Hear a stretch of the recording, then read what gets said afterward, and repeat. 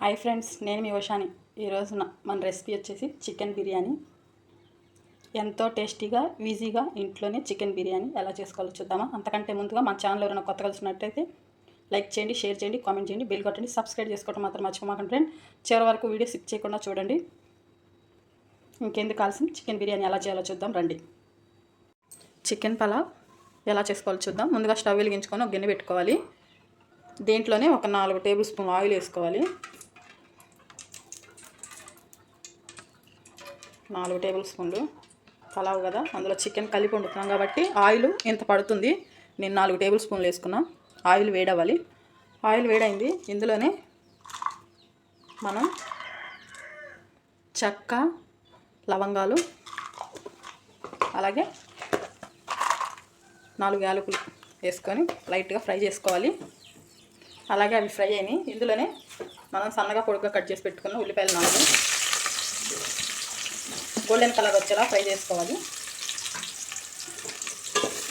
ఇది golden colour వచ్చేలా fry చేసుకున్నామండి. అలా ఫ్రై చేసుకుంటేనే ఇవి చాలా టేస్టీగా ఉంటుంది. నేనైతే 4 తీసుకున్నాను.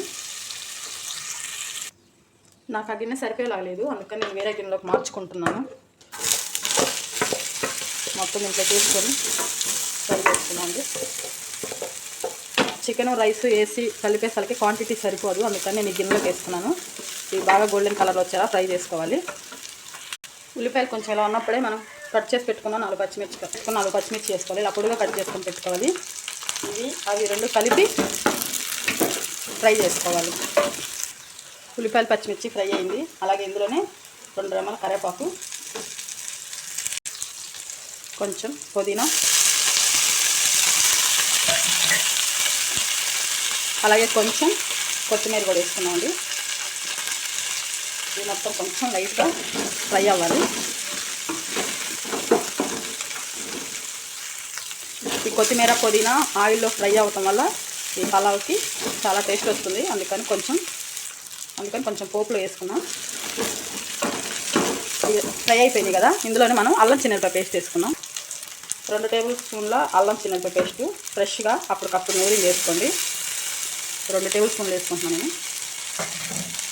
ఇదంతా పచ్చివాసన పోయేలా ఫ్రై చేసుకోవాలి. ఇంకా పచ్చివాసన పోవాలి.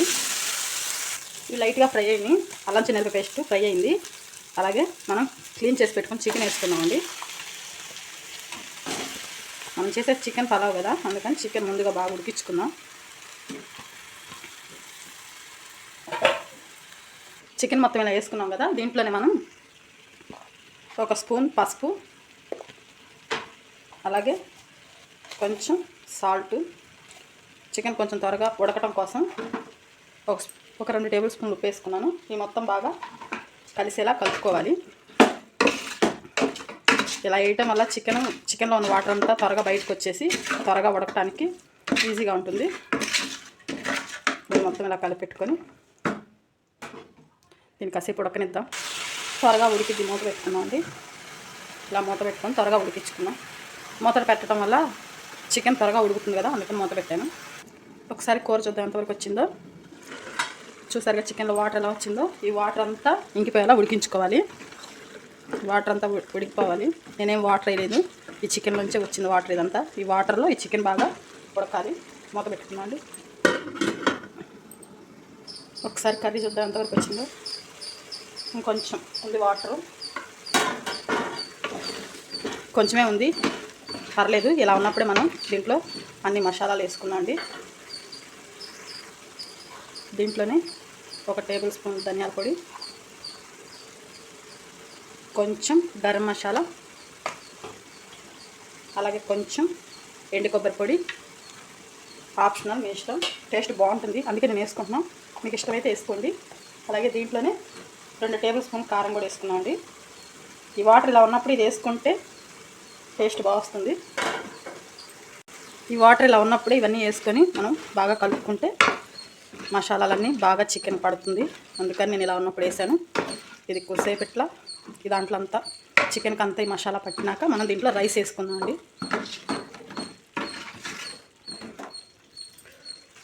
ఈ చికెన్కి మసాలాలన్నీ పట్టినాయి. ఇంక ఇది ఇలా ఉన్నప్పుడే మనం దీంట్లో రైస్ వేసుకుందామండి. అలాగే నేను 2 సార్లు కడిగి పెట్టుకొని బియ్యం నానబెట్టుకున్నాను. ఈ చెమ్ముతో 2 చెమ్ములు బియ్యం తీసుకున్నాను నేను. అవి కడిగి పెట్టుకొని ఇలా నానబెట్టుకున్నాను. ఇవి ఇప్పుడు మనం వాటర్ అంతా తీసేసుకొని ఈ చికెన్లోకి వేసుకుందామండి. ఈ బియ్యం నానబెట్టేటప్పుడు ఆ వీడియో క్లిప్ మిస్ అయిపోయింది. ఈ 2 చెమ్ములు బియ్యం ఒక హాఫ్ అన్ అవర్ నానబెట్టుకున్నాను. హాఫ్ అన్ అవర్ తర్వాత ఇప్పుడు మనం ఈ రైస్ అంతా కడిగి పెట్టుకున్నాం కదా, ఇవి వాటర్ అంతా వంపుకొని ఈ బియ్యం మొత్తం ఇలా వేసుకోవాలి. ఇలా వేయటం వల్ల ఈ బియ్యం మసాలాలు బాగా టేస్ట్ ఉంటుంది. అందుకని నేను ఇప్పుడే వేస్తున్నాను. చాలామంది ఎసుట్లో వేస్తారు, అలా బాగుంటుంది, ఇలా కూడా బాగుంటుంది. ఇట్లా మొత్తం అన్నీ వేసుకొని పెట్టుకోవాలి. ఇలా రైస్ అంతా వేసుకున్నాం కదా, దీన్ని బాగా మసాలాలు పట్టేలాగా చిన్నగా జాగ్రత్తగా కలుపుకోవాలి. ఎందుకంటే బియ్యం మళ్ళీ ఇరిగిపోతాయి కదా, చూసుకొని జాగ్రత్తగా కలుపుకోండి.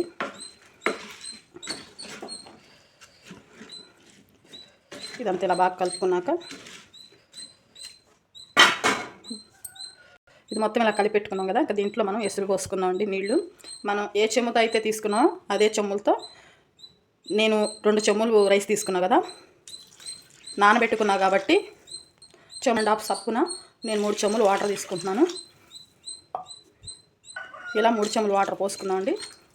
ఇదంతా పోసుకొని ఒకసారి మళ్ళీ కలబెట్టుకున్నాం. ఎక్కడ ఉప్పు సాలకపోతే చూసుకొని ఉప్పు వేసుకోండి.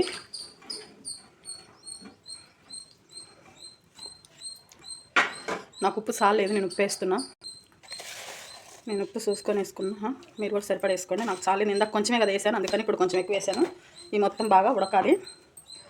ఒక్కసారి ఉప్పు వేసాం కదా, ఒకసారి తిప్పుకున్నాం అండి. ఎక్కువ తిప్పకూడదు, రైస్ ఇరిగిపోతుంది, చూసుకొని చేసుకోండి. ఇదంతా ఇలా అయిపోయింది కదా, ఇంకా దీని మీద మూత పెట్టుకుందాం అండి. ఇది ఉడుకుతుంది. ఒకసారి చికెన్ పలావ్ ఎంతవరకు వచ్చిందో చూద్దామండి. వావ్, ఇది రెడీ అయిపోయింది. చాలా బాగా వచ్చింది. పక్కా కొలతలతో ఎంతో టేస్టీగా ఇంట్లోనే చికెన్ పలావ్ చాలా బాగుంది. సరిగా రైస్ కూడా బాగా ఉడికింది. ఇది అయిపోయింది. మనం చివరిగా కొంచెం కొత్తిమీర చల్లుకొని గ్యాస్ ఆపుకుందాం అండి. కొంచెం కొత్తిమీర చల్లుకుందాం అండి. ఇది రెడీ అయిపోయింది, గ్యాస్ ఆపుకుందాం అండి. ఎంతో టేస్టీగా చికెన్ పలావ్ ఈజీగా ఇంట్లోనే ఎలా చేసుకున్నాం చూసారుగా.